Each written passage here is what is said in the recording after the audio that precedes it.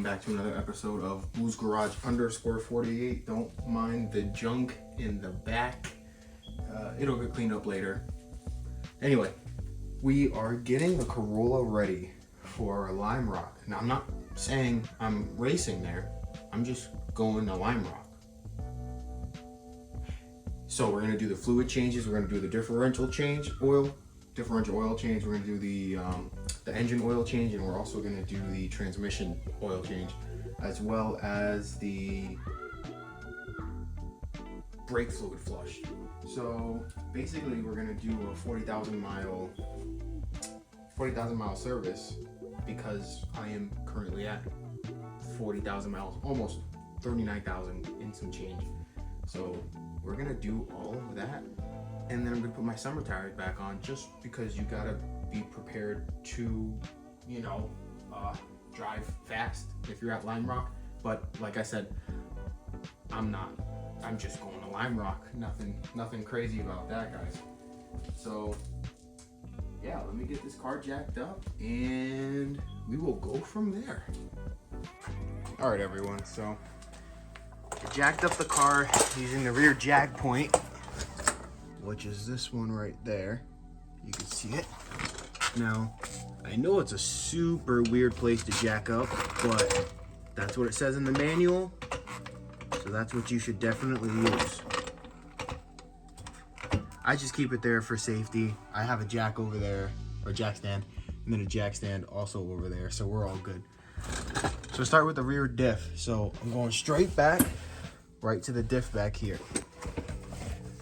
I'm gonna have to, my hands. It's hard to see, but that up there is the fill. Right, guys? That's the fill. Don't mind the lower one. The top one is the fill. And then when I go right underneath the diff, there's the drain. So we're gonna drain it from there and fill it from the one I just showed you guys. So I'm gonna get started on that because I'm definitely gonna need two hands, and I'll see you guys in a bit. Back underneath the car. So it is a 3/8 Allen key or hex. So I'm basically going to loosen up the top part. I'm gonna loosen up the top part just so it can breathe. Take that, and then I will take the bottom one off and let it drain out completely. All right, guys, let's get to it. Just a PSA, guys.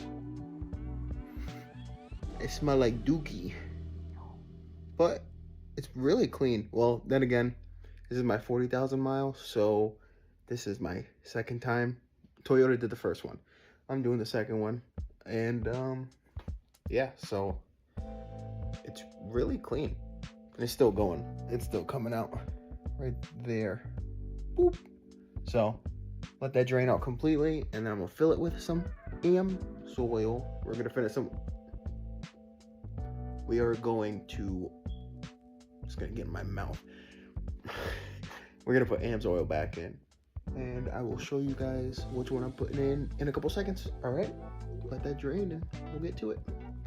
So everyone, got the bottom bolt back in using new crush washers, 29 foot-pounds, and now I'm gonna start filling it up with my AmSoil oil. All right, so 29 foot-pounds is what you're looking for here, guys. Make sure you buy the new washers too. They're like spring-loaded, so you're definitely gonna want them. So what I got here is AmSoil 75W90. Now I know it's a little bit of a thicker oil, but I do run this car pretty hard, so I will be getting this.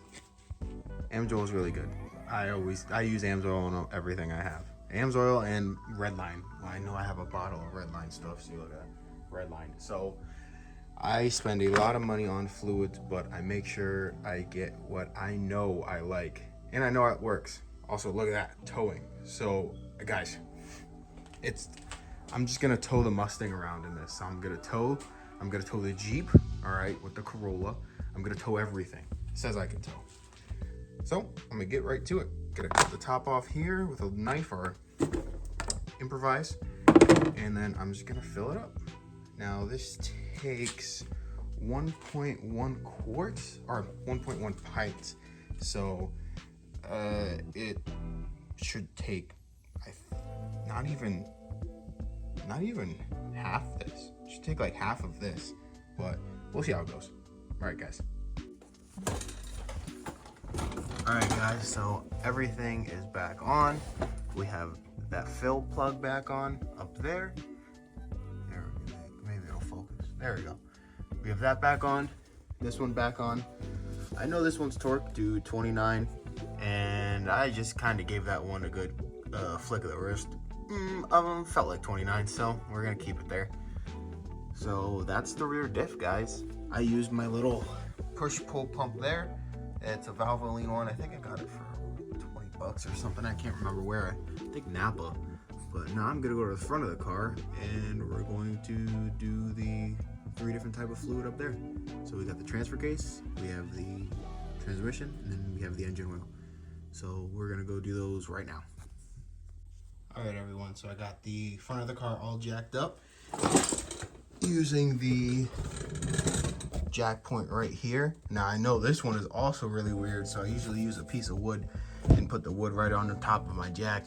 I just have that there for safety, guys, don't worry about it.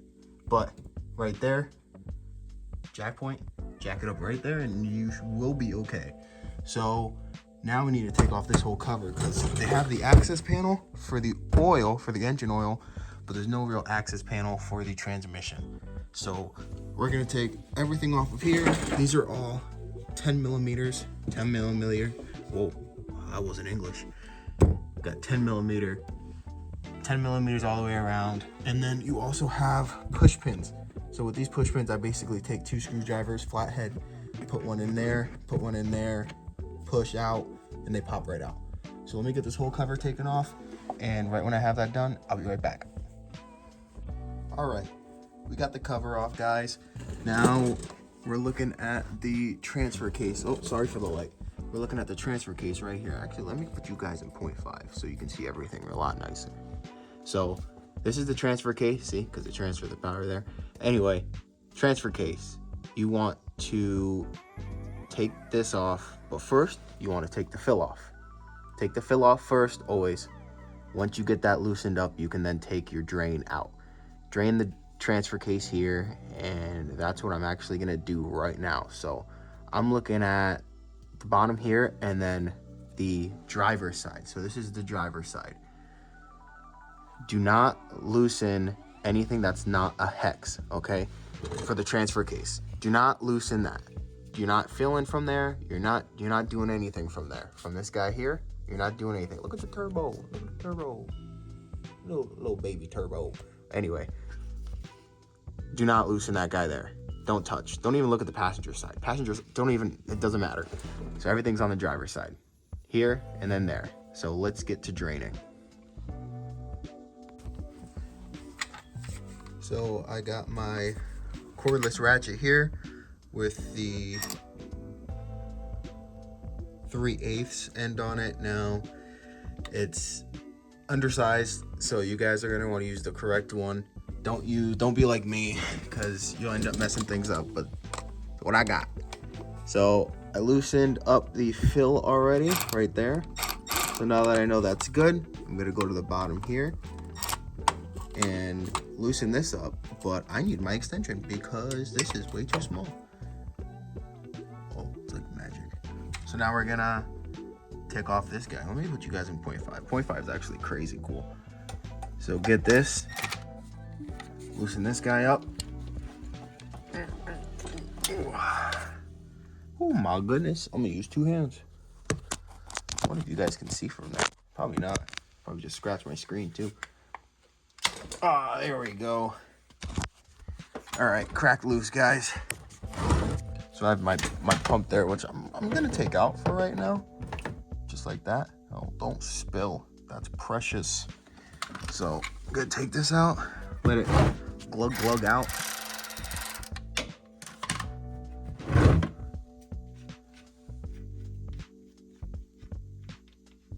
So whenever I take things out, guys, I actually just keep pressing upwards, and Oh no, I got a drip on me, but I just press upwards, and then once I'm done, I let it go.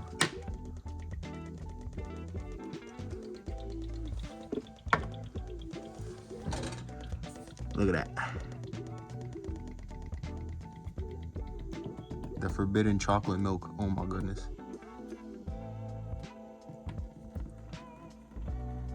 It's like dirty blood. I don't know what I'm saying, honestly. I don't even know why I'm recording this. My camera's kind of dirty too. But yeah. Oh no, I got a lot more on me than I thought. All right, I'm gonna need a rag. But yeah, look up there. Shoot. So let that drain out from the transfer case. Once that's all drained, I will put the drain plug back in, and then I will go and take the fill plug out and fill it up. I also just want to let everyone know that your drain plugs are magnetic, and you're going to want to wipe off that metallic dust you have off there. Now, it is normal to have it. I mean, things are breaking in, things are wearing. It's just how things work, metal and metal contact. You will have slight, I mean, that's why it's magnetic. They know that's going to happen. So this is mine here, 40,000 miles. One change at 20,000. So this is another 20,000. So I'm going to wipe this off. Just want to tell you guys about that. Just going to wipe it off and then insert it back in with a new washer. So I just finished up filling up the front diff.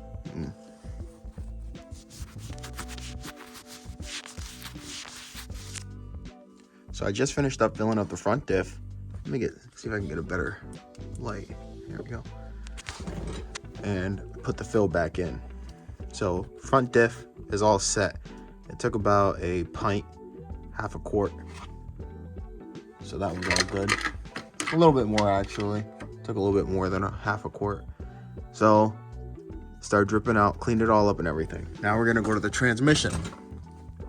This will be your drain, and this one up here is gonna be your fill.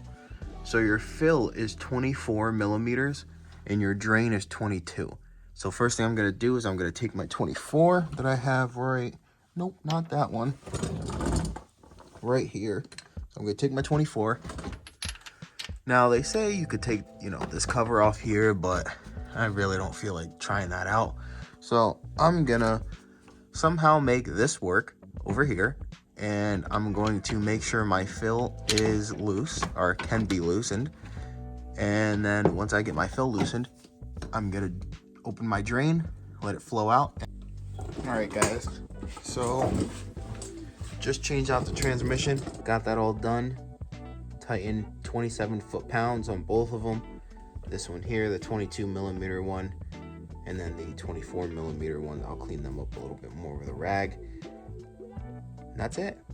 Those are the fluids: the rear diff, the front diff, and then the transmission.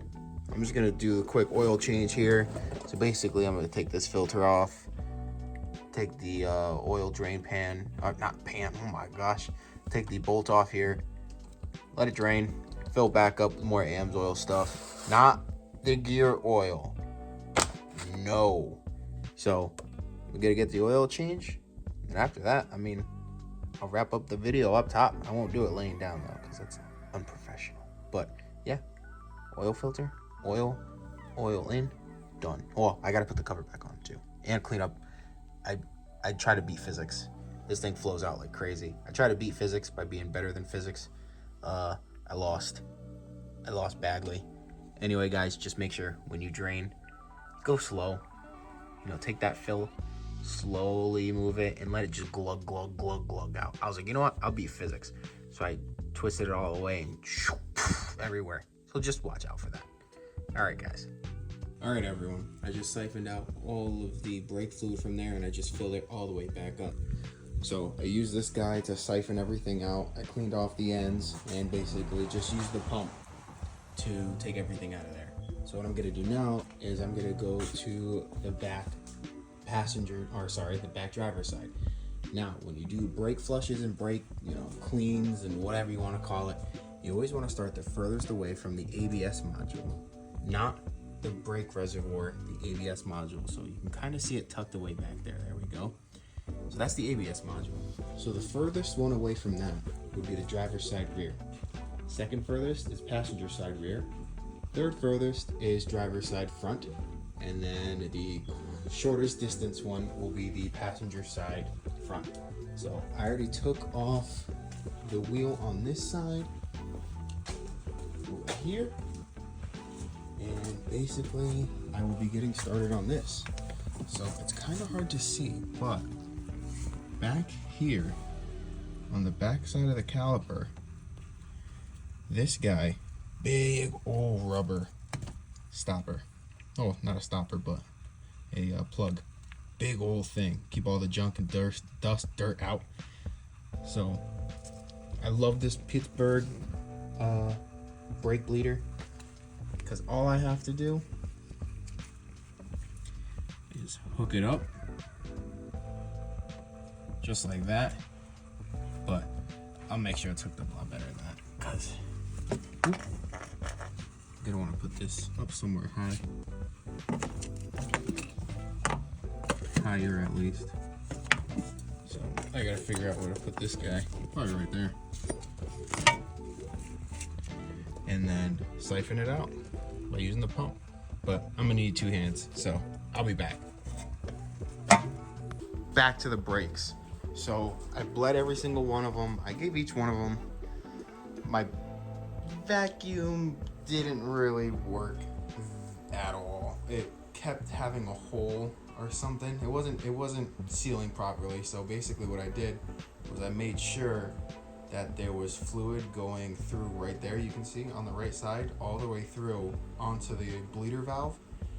And I basically loosened the bleeder valve with fluid on it. So I made sure that guy right there was above, if that makes any sense. It was above all the way. So I can show you guys here. So think of it like this. The bleeder valve's back here. I had that container all the way up here. And I had a little bit of fluid going all the way down from here to there, right there. So that means no air is gonna go down. Air wants to go up. So any air that you have is gonna wanna flow upwards. So what that means is I can get in the car, I can open the bleeder valve, nothing will happen. If there's any air or anything trapped above here, it's gonna actually flow upwards. Which means I can open up that bleeder valve, I can go inside the car and I can press the brakes. Then it's just gonna shoot whatever is inside the caliper upwards. If there's any air, air will not go back down. Air will go up. So that's another way to bleed your brakes. And that's what I ended up doing for all 4 of them. Just because my vacuum did not work. It wasn't sealing properly. I probably need a new hose. That's it, no big deal. But here we are. I don't know if you guys can see that very well, but we are right below the minimum line. So I'm gonna tighten this back up. There we go, all good. Yeah, right below the minimum line. I know it's hard to see them here. Let's see if I can zoom in. There's the max. Sorry, not max. There's the max line and then the fluid's right there. So that's all good in the neighborhood.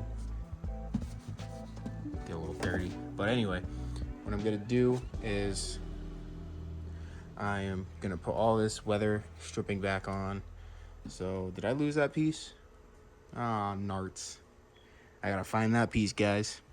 The one that goes right here. You guys probably see it in the video, honestly.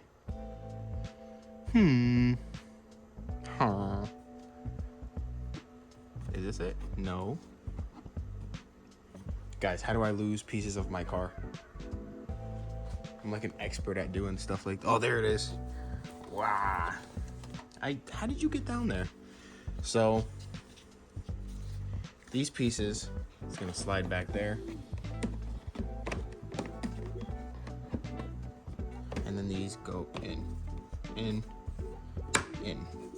These are both in. Now, this goes right in, just like that. And then these, you take them and you pull. So that's slotted. Oh, that fell out. So I'll put that back in properly in a second. But yeah, So my brake fluid's all good now. Nice, shiny, clean, basically clear. And now I'm gonna put the tires back on. So I'll show you guys the tires I'm talking about. So they wore a lot right here. These are really, really, really worn.